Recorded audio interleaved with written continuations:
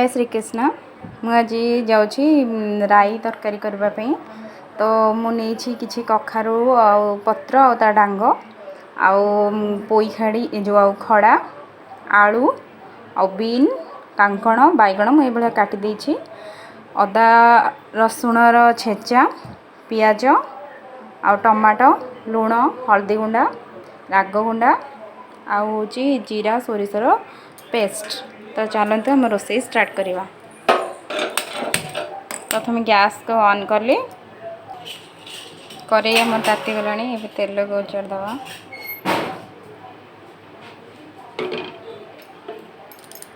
आधे किसी सोरिष को फुटण कर दूची।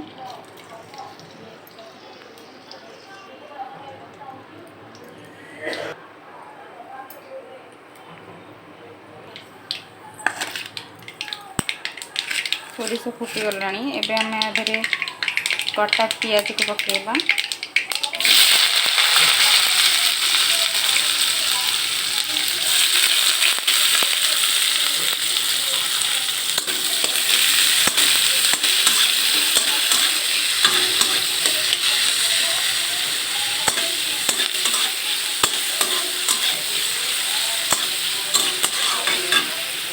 पियाज को पाचिबा छाड़दवा।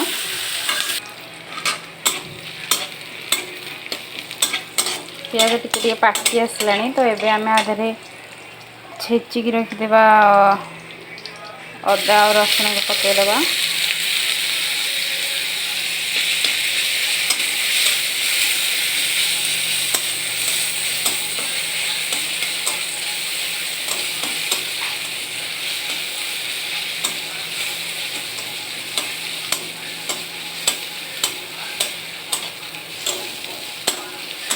तरकारी खाइबा को बहुत टेस्ट लगे।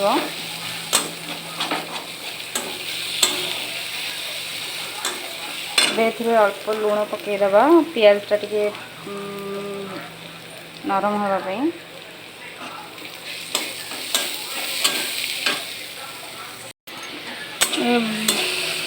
आसला तो ये आम आधे राग गुंडा टमाट पकईदवा। आग फास्ट टमाट नरम होगले राग गुंडा पकईवा।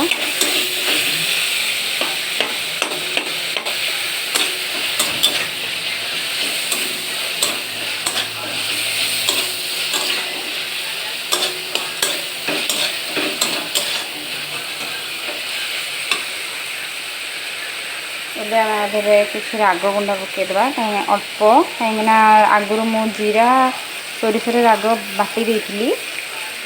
तो अल्प किसी राग गुंडा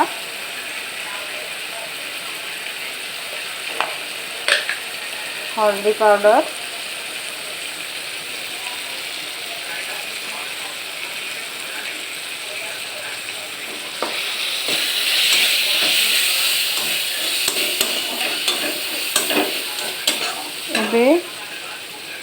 काटिक रखिदवा। सब परिबा पकईदवा।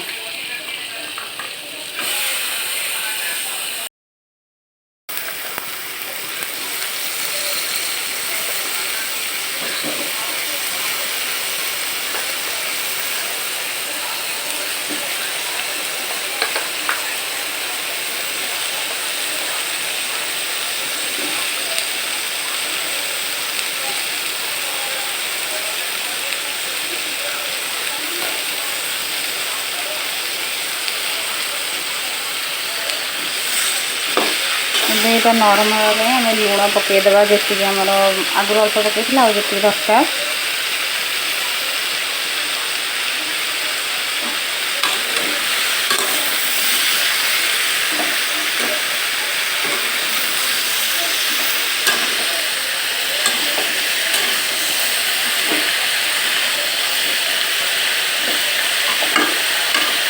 आपको ये किसी समय घोड़े दबा।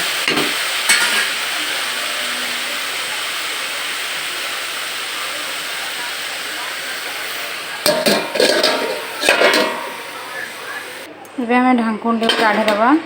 देखा ये नरम हो जाए। तो ये आधे आम बाटिक रखिदवा। अदा जो जीरा और सोरिषर पेस्ट को पकईदबा।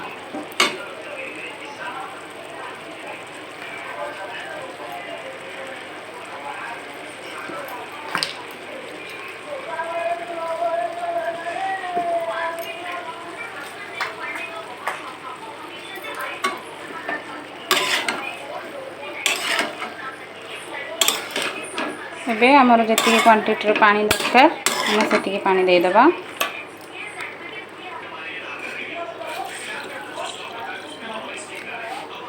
आवश्यक क्वांटिटी अनुसार पानी देदबा।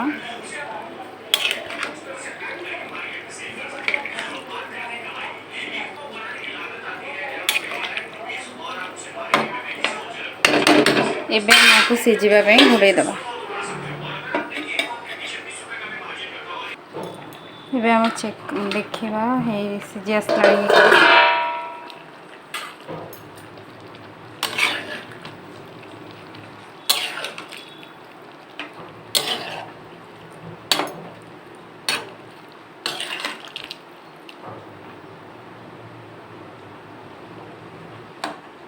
तो सिझी गलानी।